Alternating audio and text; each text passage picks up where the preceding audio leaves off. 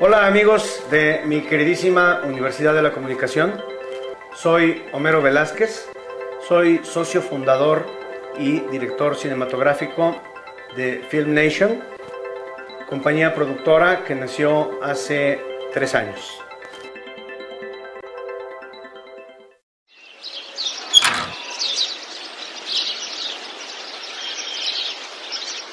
Bueno, pues es un poco difícil dado que uno quisiera verse de ciertas formas.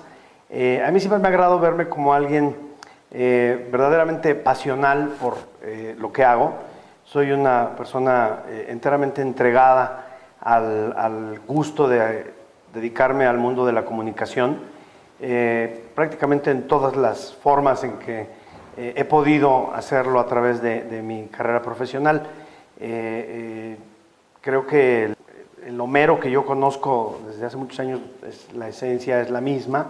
Siempre he sido muy intenso en el gusto por narrar historias. Yo creo que a lo que se resume mi historia es a la pasión por dos elementos básicos que han sido como mi formación. Uno es el gusto por el lenguaje, heredado el gusto por el lenguaje vino después, ya a cierta edad, la inclinación por contar historias. Entonces, desde muy pequeño me dio por escribir cuentos y hacer cosas que tenían que ver con la narrativa. Y yo creo que de ahí vino la inclinación a estudiar comunicación y a dedicarme. Mi primer trabajo fue de redactor. Yo empecé en este mundo de la publicidad como copywriter en una agencia de publicidad. De ahí pasé a infinidad de diferentes agencias de publicidad cada vez más importantes.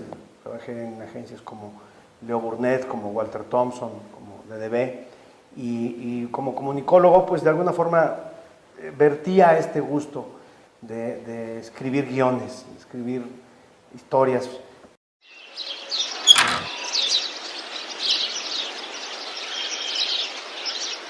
Curiosamente, el hecho de que el tiempo fue el que me permitió descubrir que el haber estudiado la carrera, la licenciatura en Ciencias de la Comunicación, ahora lo veo como un camino lógico, como un preámbulo para llegar a lo que ahora me dedico, que es la dirección cinematográfica. Lo veo como un camino que en su momento, por supuesto, no lo había descubierto como tal, pero me fue permitiendo descubrir que solo eran los pasos que tenía yo que seguir por la adquisición de experiencia para ahora ser quien se encarga de la realización de lo que en un principio pues solo era la creación a nivel guión, a nivel escrito, a nivel de storyboard, de un comercial de televisión o de un cineminuto o de una narrativa.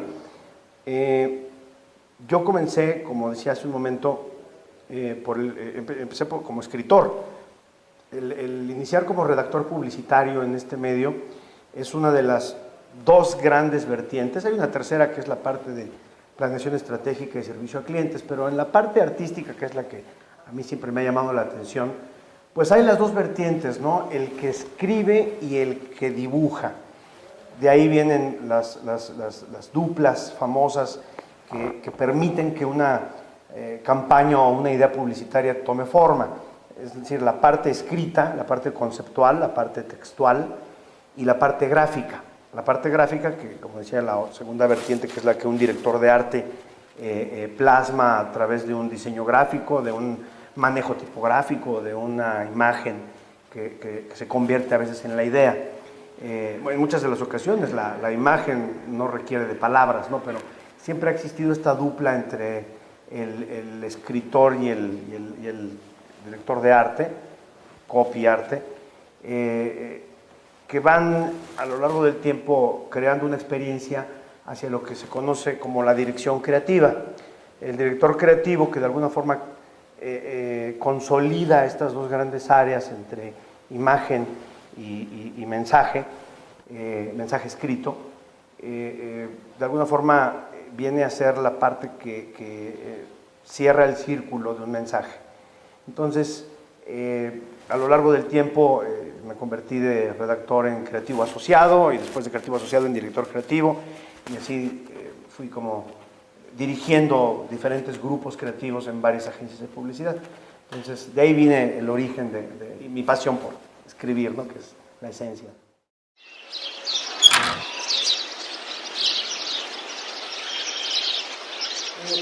Creo que sin quererlo, todos los que nos dedicamos a esto, imprimimos, insisto, involuntariamente, una marca, un estilo, un sello, como le llamas, personal, ¿no? De alguna forma, digo que es inevitable porque pues ahí vertimos nuestros gustos, nuestras inclinaciones, nuestra pasión por alguna disciplina en específico, sea clásica, posmodernista, moderna, darqueta, ponqueta, lo que sea que tengamos de inquietud en ese momento o en ese trance de la vida, de alguna forma creo que lo vertimos, ¿no? Lo reflejamos.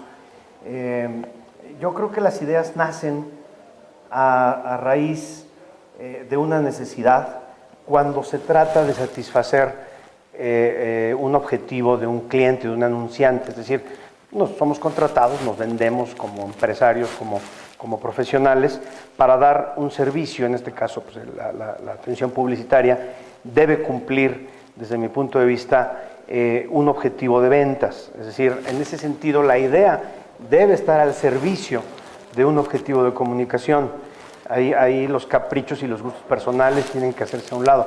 Cuando se trata de crear una idea que no tiene esa función de servir a un anunciante o a un cliente, pues claro, ahí sí hay la libertad y ahí sí el nacimiento de esa idea es un poco más ad libitum, es más libre, es más, responde más a estímulos personales, ¿no? En el otro caso, pues responde a un estímulo profesional y más vale que cumpla el objetivo porque si no, no nos vuelven a contratar y la campaña será un fracaso, sin duda. Y nuestro objetivo pues es lo contrario, ¿no? Es decir, que la idea tenga el éxito para lo cual fuimos contratados, que normalmente es ya sea la venta de un producto en términos numéricos o a veces la venta de una imagen. La imagen institucional o la imagen corporativa de una marca responde a eso, a la construcción de la imagen de una marca a lo largo del tiempo. Entonces, en mi caso, pues las ideas nacen siempre motivadas por un estilo, ¿no?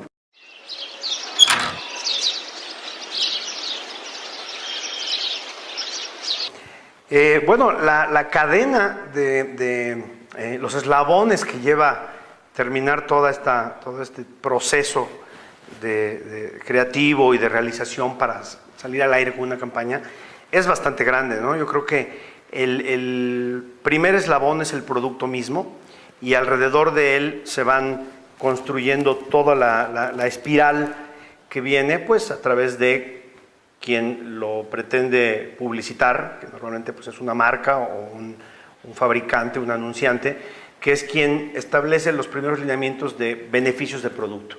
Ese anunciante contrata normalmente a un profesional de la comunicación, llámese agencia de publicidad, creativo, empresa de comunicación, en donde los procesos pues, son primero un estudio de mercado, ahí vienen los mercadólogos, vienen los estudiosos del análisis de los pros y contras del producto, sus fortalezas, sus debilidades, su relación con el mercado, el vínculo que tiene con el consumidor. Y una vez comprendido y analizado, digamos, el ADN del producto, entonces viene ya una propuesta estratégica de comunicación, en donde todavía ni siquiera intervenimos los creativos. Nosotros ya somos un proceso casi hacia el final, hasta después de detectar un problema o una oportunidad de comunicación, es que se le provee a los creativos de la información necesaria para tratar de resolver un reto. Y es entonces cuando el creativo, con toda esta información y con todo este bagaje cultural que tiene un producto o un anunciante, pues metemos a la licuadora del cerebro, ¿no? el procesamiento de datos, y ahí es donde vemos de qué forma atacamos al consumidor o al público objetivo de una mejor manera, de una forma más memorable, porque toda la competencia está en ver quién es más memorable, en ver quién se ancla más fuertemente en el cerebro del consumidor, para que en el momento que el consumidor tenga la necesidad de adquirir un producto de esa categoría, lo primero que le venga a la mente es una marca y no otra. Entonces ahí es donde viene como el cierre de la conclusión de decir, tal producto me convenció desde que lo vi en un anuncio exterior o en un comercial de televisión o en un spot de radio. Y entonces cuando surge esa necesidad de adquirir un producto de cierta categoría, es cuando, ¡pum!, nos brinca uno y no otro. O puede ser que incluso tengamos a los dos enfrente y ahí viene la decisión de compra, en decir, ¿por qué uno y no otro?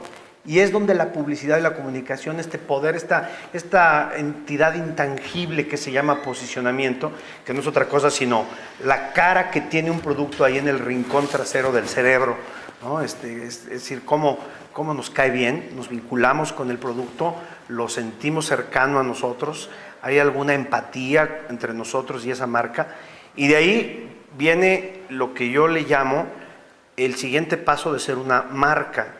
Yo les llamo las amarcas. Es decir, cuando una marca de cercanía, de vínculo con el consumidor y se vuelve una propiedad del consumidor, se vuelve una amarca. Yo le llamo así, es un término inventado por supuesto, porque para mí es una marca que la gente ama y que se la pone, que la vuelve suya. Para mí esa es la enorme diferencia entre PC y Mac, ¿no? PC tiene usuarios, mientras que Mac tiene fans. Entonces, hay una gran diferencia entre cómo una marca logra a través de su comunicación y de su posicionamiento cruzar esa barrera y de no solo ser un producto más que viene a resolver un problema o a dar un servicio. Si viéramos a los que preferimos Mac por encima de las PCs, pareciera que Steve Jobs nos pagara un sueldo porque la defendemos como si nosotros trabajáramos en Apple. Es un fenómeno verdaderamente muy peculiar y muy admirable. Ojalá y todas las marcas llegaran a ese nivel. Pero bueno, hay muchos otros ejemplos, ¿no? Pepsi versus Coca, Nike versus Adidas. En fin, hay muchos ejemplos que nos demuestran. Harley Davidson, que es toda una filosofía, casi una religión entre el mundo de los motociclistas. A pesar de que haya otras marcas muy respetables de motocicletas, Harley Davidson seguirá siendo la amarca dentro de esa categoría, ¿no? Entonces, de ahí viene el que se cierre el círculo a nivel creativo, a nivel artístico, a nivel gráfico, en donde intervienen, continuando con el eslabón de la cadena, pues entre creativos, directores de arte, redactores. Y viene un círculo final, un cierre final de este círculo que es el proceso de producción, que ya la realización de esa campaña, que es en donde le ponemos ya un tono, un color, un rostro a la marca, que es la producción. La producción ya sea de un comercial de televisión, de una fotografía, de un spot de radio, de un anuncio espectacular. La producción de eso es la cereza del pastel, que de alguna forma viene a redondear, si es que está bien hecho por supuesto, con el objetivo inicial, el reto inicial de la campaña. Entonces, como vemos, es una cantidad interminable de personajes y de personalidades que tienen que estar involucradas alrededor del éxito o del fracaso, ¿no?, de una campaña. Yo siempre he dicho que esa cereza del pastel de cierre es el propio cliente, el propio anunciante, que es quien permite o impide que algo tenga éxito, porque son los más audaces, los más atrevidos, los que verdaderamente dan un pasito más allá y logran levantar un poquito más la mano. Cuando a nosotros que estamos detrás de las cámaras y detrás de todo este tinglado, que el público no ve ni conoce, porque ellos ven un anuncio al aire y punto, no saben quién lo hizo, ni si lo hicieron bien, ni cómo lo filmaron, ni cómo lo realizaron, yo creo que la única forma de aparecer un poquito más arriba en el mapa es cuando nos atrevemos un poquito más. Cuando algo nos da miedo y nos causa algo en el estómago que es visceral, es algo que se siente en las entrañas, no es racional, no es algo que pensemos, porque en cuanto lo pensamos, la lista interminable de miedos De decir, no porque el consumidor va a pensar esto, no, no digas esto porque el consumidor va a pensar lo otro. No, señores, hay que sentir lo que una idea puede provocar allá afuera. Y cuando eso sucede, cuando algo nos causa algo en el estómago y nos da tantito miedo, apenas allá afuera vamos a lograr algo. De no sentir eso, normalmente la publicidad pasa tristemente desapercibida.